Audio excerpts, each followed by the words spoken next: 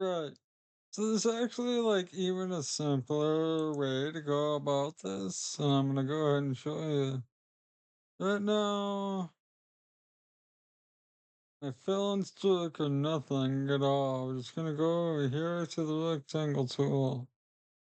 And while holding Alt and Shift, we're gonna make a perfect square.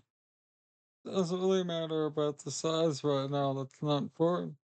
If you press A, you can go over here and select the X selection tool, but the A key on the keyboard, that's shortcut. Click right here and hold down Shift. Click this one. And drag them both in. Uh, Stroke, pick whatever color you want, doesn't matter. And just click and hold this down until you get the thickness that you like. And there you go.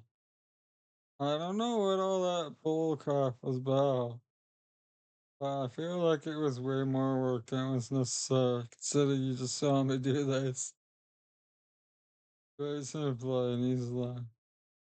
You could still alter this in any way you see fit. So you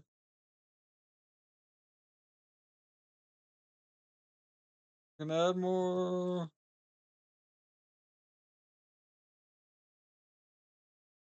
mix things up however you want. That way you actually perfectly define and finish what you're doing, just go to object, expand.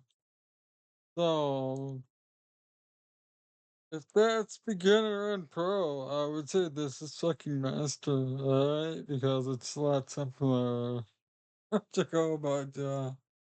And like me, I'm not really satisfied with distance here, so I could just move this closer.